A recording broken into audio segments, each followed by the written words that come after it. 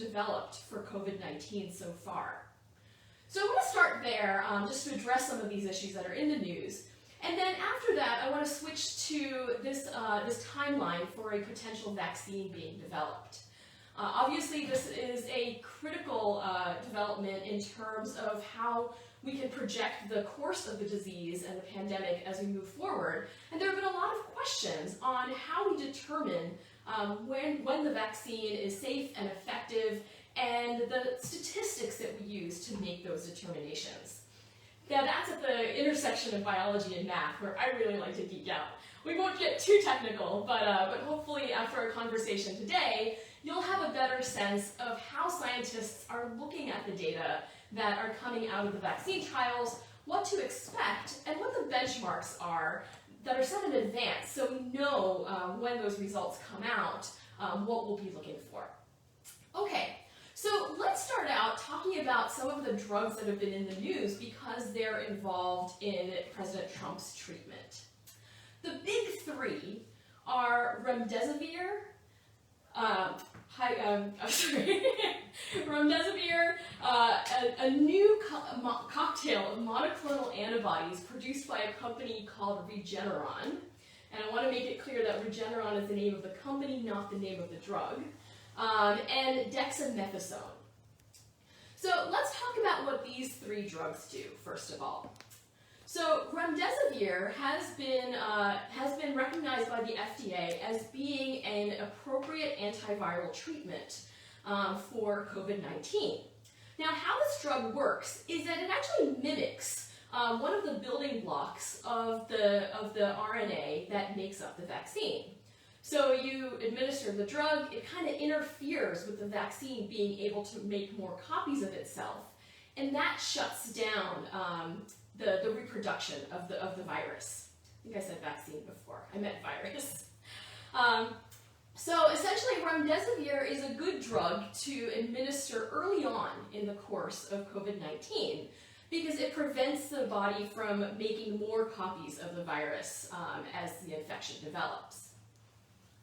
Now, a second drug that President Trump has administered is this Regeneron monoclonal antibody cocktail. Now, that's a really long set of words for something that's essentially a synthetic version of convalescent plasma. So we've talked about convalescent plasma before. It's this idea that if you can take blood from patients who have recovered from COVID-19 and isolate the antibodies that their bodies produce, then you can take those antibodies, give it to somebody else who's been infected, and basically give their immune system a boost.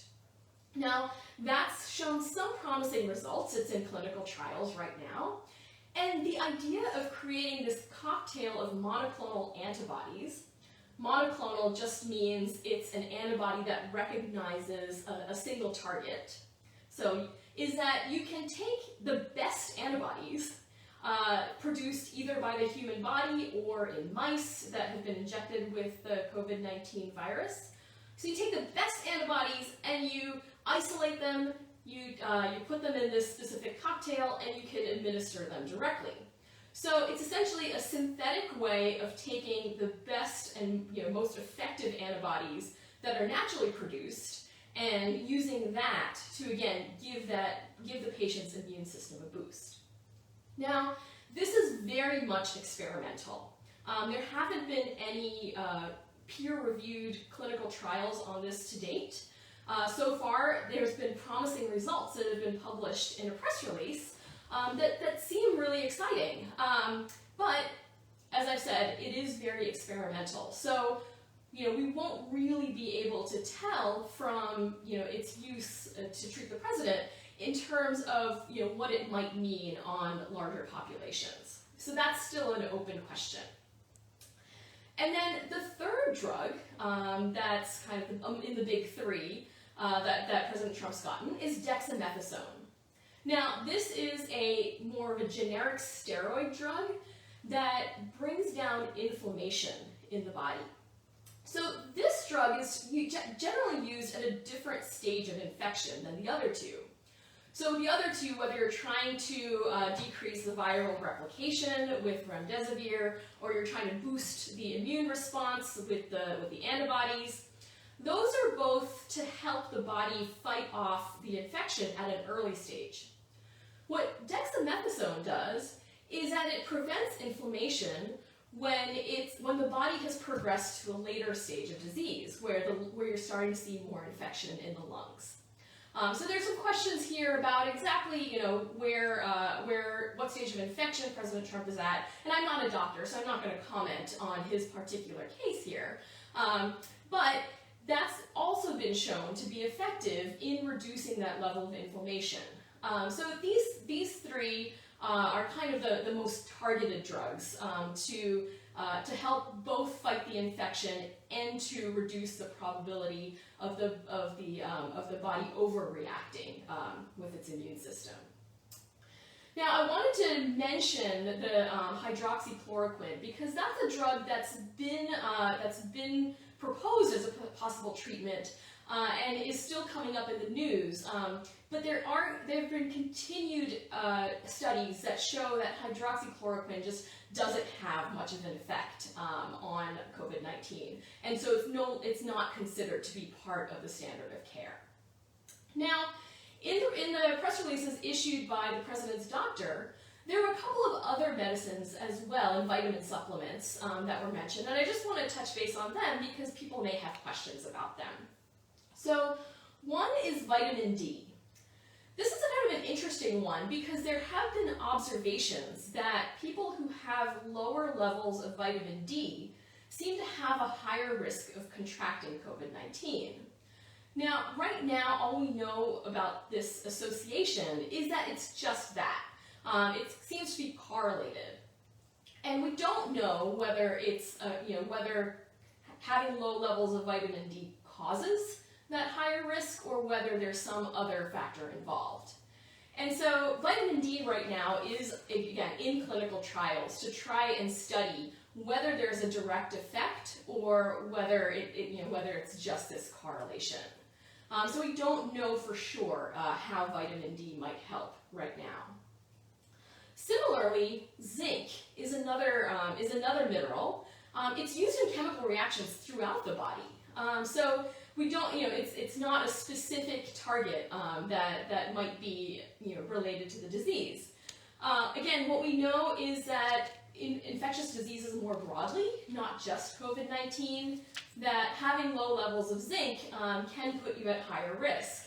But again, we don't know whether there's any specific effect of zinc at preventing or treating COVID-19. Again, there are clinical trials underway to start pulling this out.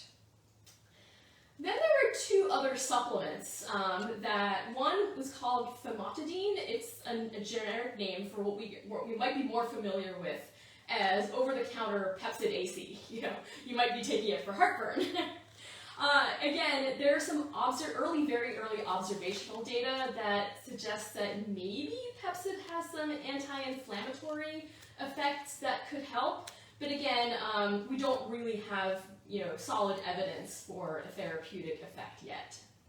And similarly, melatonin. Again, there's some hypotheses and observations that melatonin can have an anti-inflammatory effect. Again, we still don't have solid evidence there yet.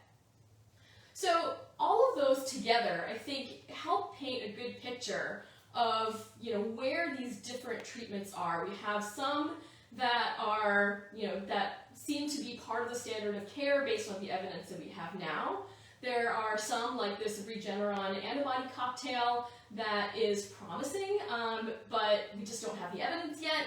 And then there are some other vitamins and supplements that are so far still observational and need more study. And so, again, one thing that I want to remind everybody is that how scientists evaluate whether these drugs work is based on population level data. We have to look at large numbers of patients and do comparisons between people who are getting the drug and people who aren't getting the drug. And so for one patient, even though he's a very high profile patient, we won't really be able to draw any conclusions about the efficacy of any of these particular treatments. So I think that hopefully gives you a picture of how doctors are approaching his treatment and why he's getting some of the drugs that he is. Okay, feel free to pop some questions in the chat if you have anything that came up about that. But let's move on to talking about vaccine testing. So there are 3 vaccines that are sort of leading the pack right now in terms of where they are with phase 3 trials, which use a sample size of tens of thousands of people. I want to throw a caveat in here that these do not include, these 3 that I'm going to talk about don't include the vaccines that are being developed in Russia and China, because we don't have as much information about them, and so I can't really compare them in the same way that I want to walk you through the process that we know for these 3 vaccines. And the 3 vaccines that I want to summarize today are the Moderna vaccine, the AstraZeneca vaccine, and the Pfizer vaccine. Now, what's interesting about these, and I'm sure there, many of the other companies who are working on vaccine development will follow this precedent, but these 3 vaccine companies actually release their entire detailed protocol for how they plan to test the efficacy of their vaccines with different milestones for both efficacy and safety. And this is kind of unprecedented. Most of the time, these kinds of protocols are confidential. That they're kept within the company, they're kept within the study group, so as not to necessarily reveal their methods. But one of the things that everybody recognizes is essential to the success of this vaccine is trust in the vaccine. How can we trust that this vaccine is safe? So, before we go there, let's pause for a question. Keep hearing that vaccines are being fast-tracked. Does that mean it's more dangerous? That's a great question, and that's exactly the question that I want to answer today. So, before we get into that question, what does it mean for safety? I want to talk about, what does it mean that these vaccines are being fast-tracked?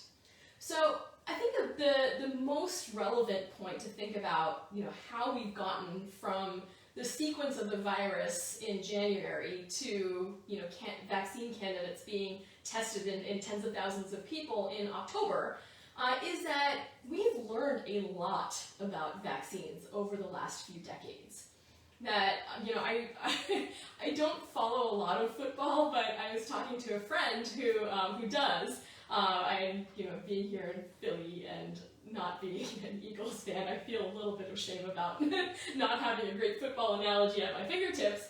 But my friend was talking about the fact that maybe it's analogous to starting vaccine development being in the red zone. That we are close to getting the touchdown because of where we're starting from. We're not starting from scratch with these vaccines. The vaccine development work that's gone into research and development of vaccines for previous viruses, whether we're talking about the original SARS virus or the Middle East respiratory virus or Ebola or HIV, all of this work kind of brings us to a starting point much, much farther along in the process than where we had been before. And so that is one big reason of why we've been able to get to where we are as fast as we have. And we can drop a link in the chat to a previous conversation that we had about the science of some of these vaccines and how they work to follow up on how that previous work has led to the development of these particular vaccines. But to your second point, how can we be confident that these vaccines are safe and effective? And that's exactly why these companies are trying to be really transparent about the process by which they're evaluating them. So let me walk you through kind of a high-level process of how these vaccines are analyzed. So this is where the math starts to get important, because it all starts with predictions. So one thing that's critical to a good scientific experiment is to predict what you might see, predict what your null hypothesis might be. If you go back to your scientific methods class, that what am I trying to disprove, and then calculating the number of participants you need based on on several assumptions to be able to essentially disprove that the vaccine is not effective. So that's this double negative, right? You want to prove that a vaccine is effective, but the way that scientists think about it is that we have to disprove the negative. So we're trying to disprove that the vaccine is not effective. Okay, let's talk about what that means. So when these phase 3 trials start, before they ever even recruit a single participant, you need to predict how you're going to know whether your vaccine works. You have to predict whether you will be able to disprove that null hypothesis. And so the way that they predict the number of participants that they're going to need depends on a couple of assumptions. One is that they're going to assume a certain target vaccine efficacy. So a common one that that all three of these companies are shooting for a target of 60% vaccine efficacy. What does that mean? That means when you compare people who got the vaccine to people who didn't get the vaccine, you'll see 60% fewer infections in the vaccinated group. That make sense? So again, you've got one group of people who get the vaccine, another group of people who don't get the vaccine, and if the vaccinated people get at least 60% fewer infections, then that tells you that your vaccine has 60% target efficacy, or vaccine efficacy. So that's a term that you're going to hear a lot, is this idea of efficacy. So that's something that the scientists kind of set what their goal is. The FDA, just for reference, has said that they will approve vaccines that are more than 50% vaccine efficacy. So they're trying to shoot for better than what the FDA standard is. Okay, then there are a couple of assumptions.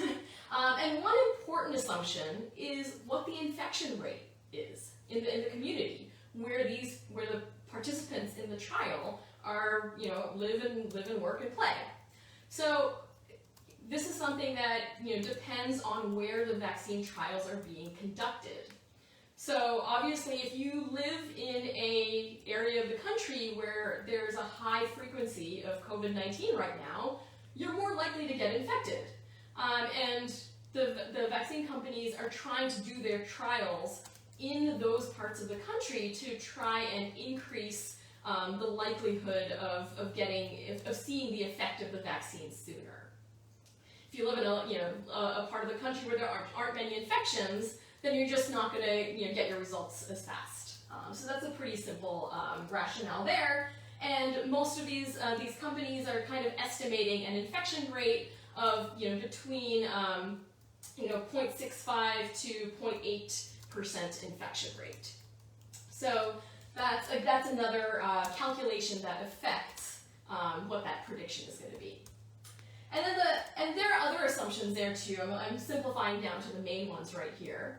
But the other key factor in predicting the number of participants you're going to need in your trial is how much statistical power you have. So what is the probability that you will be able to detect a significant effect? And most standard statistical analyses want to have a 90% chance of detecting that effect. You want to give yourself as good a chance as you can to find what you're looking for. So those are three key elements that go into estimating how many participants you're going to need. And we'll talk about why that number can change. Because essentially, if the vaccine efficacy or the infection rate changes, you might see the effect sooner, or more strongly than you might expect based on your initial assumptions. Okay, so all of these companies have their predicted number of participants. So they start recruiting. And they all have a vaccine arm and a placebo arm. So the placebo group is not getting an active vaccine. They're getting basically a sham, whereas the vaccine group is getting the approved, or the experimental vaccine. And all three of these companies are using a 2-dose vaccine, where you get 2 doses of the vaccine a few weeks apart. So they start recruiting people, and as they recruit, they're putting them into each of these groups equally. So they're kind of building up their participant pool in parallel between the vaccine arm and the placebo arm. And then they start looking for cases of COVID. Right? When you're looking for how to analyze vaccine efficacy, you want to compare the number of infections that you see in the placebo group to the number of infections that you see in the vaccine group. And hopefully, if you see many fewer infections in the vaccine group, then you know your vaccine is working. And so this is where you can start to see the effect before you hit your total number of predicted participants. And so what these vaccine companies do as part of their protocol, again, this is before they ever start recruiting a single participant, is that they actually declare some interim analysis points. So I'm going to give you an example in a minute from the Pfizer study, because they have 4 different interim time points before they get to the final number of participants. This varies from study to study. The Moderna study has 2 interim time points. The AstraZeneca has 1. And these are kind of check-ins that when you get to a certain number of cases in your entire pool, you can do some early analyses to see where you are, right? Maybe, and if you're lucky, then maybe you see an effect right away. Depending on some of these variables and the assumptions and what's borne out in reality, maybe you don't see it right away and you have to keep going. But again, these kind of checkpoints are designed into the study. These aren't, they're not cherry-picked, and that's a very, very important thing to know. So these are things that the review boards will be looking for, is that they're sticking to their original plan. So that's important for analyzing the efficacy of the vaccine, and then of course monitoring side effects to ensure safety. And again, I'll talk about the Pfizer example and how they're monitoring it, but this is the part that takes time. So efficacy is a fairly straightforward thing to measure, right? Either people are getting infected or they're not. The safety part is where you have to follow people over time, weeks, months, and so this means that you can't, just because you might see evidence of efficacy, doesn't guarantee that it's safe until you have more of the participant pool monitored for a long period of time. Okay, so let me break down for you the Pfizer study. Because they have the most checkpoints, I think it's a good example. Before I do that, let's pause for a question. We have multiple, actually. Okay, great. Throw them at me. Okay, so first is, what makes the previous work a good starting place for the vaccine of COVID? Yeah, okay, so there are a couple of platforms or delivery methods that current vaccine efforts are building upon. And some of them are kind of tried and true. So for instance, we've referred a lot to the spike protein, for instance. So the spike protein on the coronavirus is a part of the virus that sticks out of that ball of virus. And it's a part that binds to the cells in our body and kind of gets the infection started. So you can isolate the gene for the spike protein, put it in another virus that doesn't make you sick, and essentially use that other virus to introduce the spike protein by itself in your body. And so that then helps your body recognize the spike protein, develop an immune response. But that delivery virus, which most often is something called an adenovirus, has been very well established as a vaccine delivery device. So that's an example of an established platform that's been well tested, and it just needs to be modified with this new part of a new virus to be able to be delivered. Another tried and true method is to just isolate part of the spike protein itself and deliver that as a vaccine. Now, one of the newer platforms that both Moderna and Pfizer are using is to actually use just part of the RNA, the gene sequence of the virus directly. And although that platform has never been approved in a vaccine, they have been working on this for several other viruses, including Ebola and MERS. And so even though it hasn't yet gotten to approval because those viruses kind of petered out before we needed to scale up vaccine development, we were already kind of halfway there. All right, next question. Okay, so let's see here. What's the goal with having a vaccine? If you don't receive the vaccine and you get the virus, can you be treated with medication without being hospitalized? That's a great question, because one of the puzzles of COVID-19 is the fact that it seems to have a whole range of severity when somebody gets infected. And we know that there are some risk factors, such as other conditions like, lung, breathing conditions or heart disease that might predispose you to a more severe case. But we're still trying to figure out why some people get really, really sick and other people barely have any symptoms at all. And that variation is one of the biggest reasons of why a vaccine can make such a difference, right? If everybody just got kind of like a common cold and we could deal with it, right? It's fine. But the problem is that some people get really, really sick, and so having this whole menu of options of drugs, like we just talked about, that President Trump is being treated with, for example, is another toolbox of how to treat people once they've already been infected. But if we can have a vaccine that helps prevent people from getting infected in the first place, that's just better for everybody. Okay, next is, should you get the vaccine if you've already had COVID? Another great question. So we don't know is the answer. And actually, we can talk a little bit about about that these vaccine testing protocols all have primary objectives, and the primary objective is whether it can prevent infection in people who have never been infected. But some of them also have secondary objectives.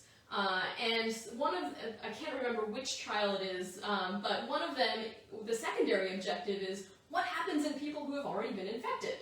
Because we don't have a good understanding of whether people can get reinfected.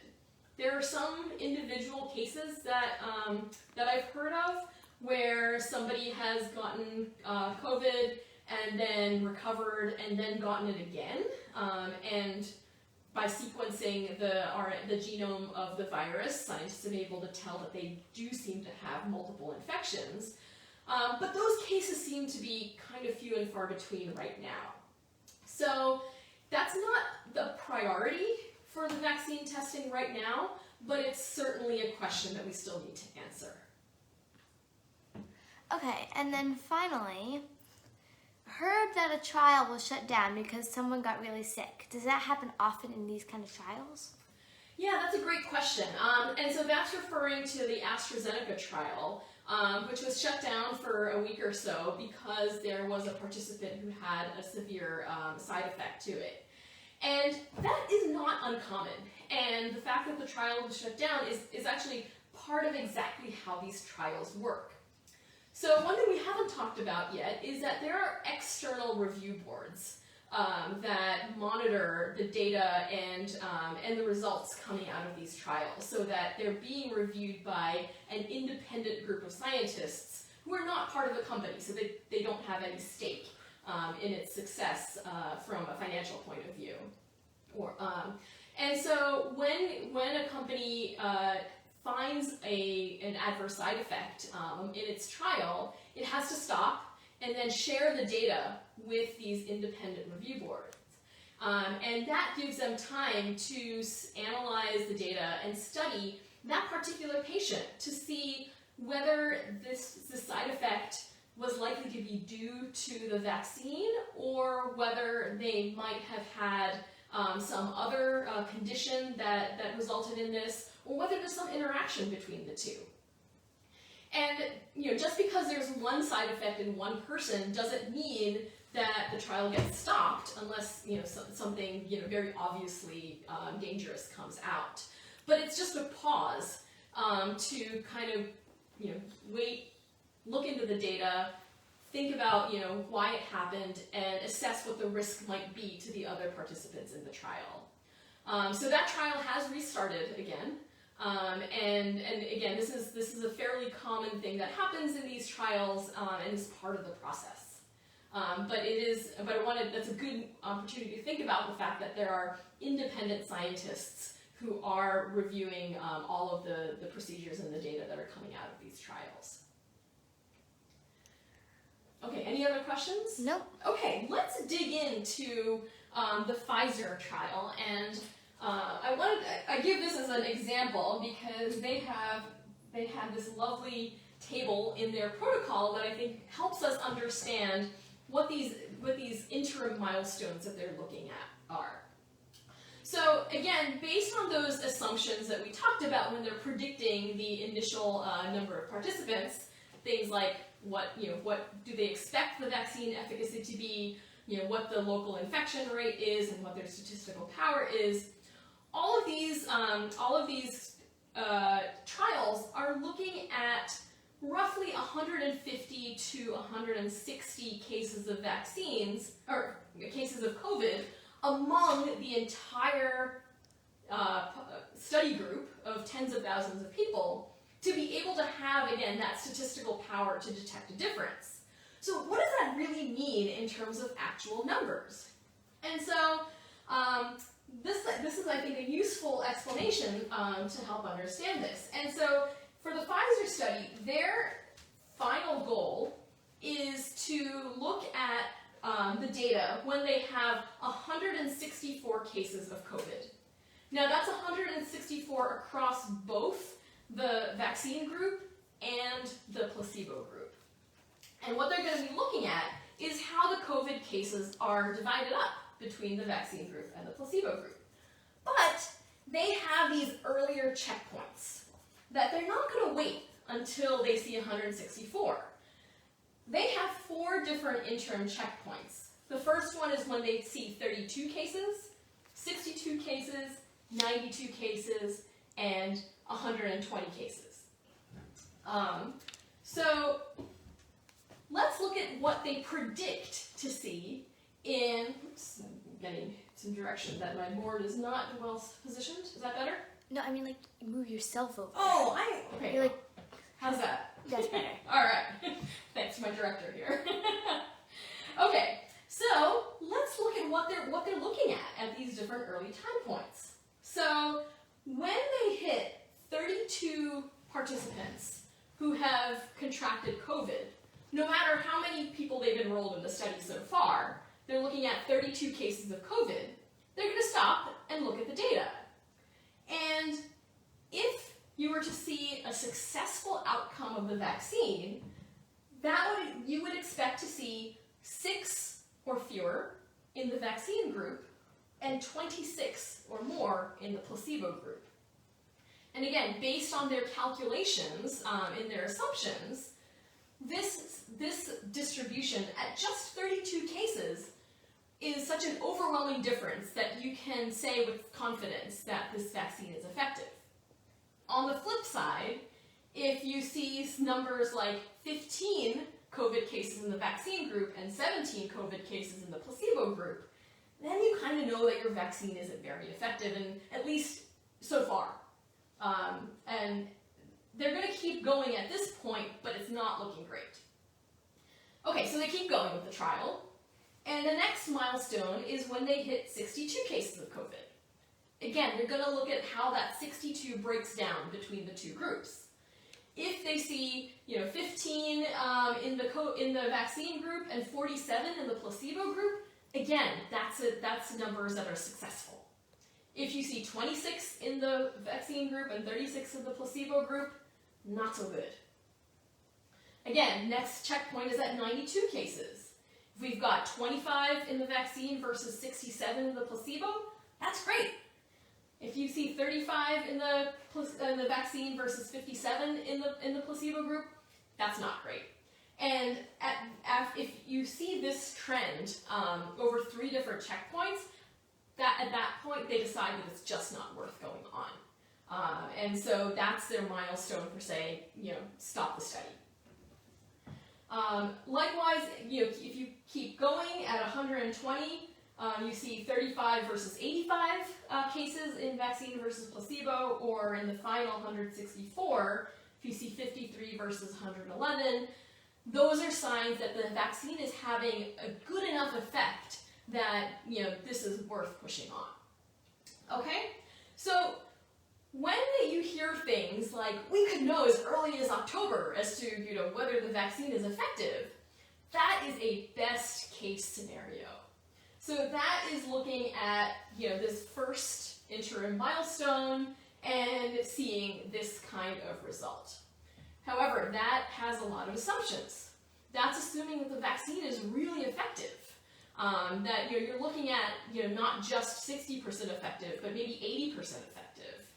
And you're looking at maybe a higher rate of infection than you assumed. So that means people are getting infected faster, and so you're seeing the results faster.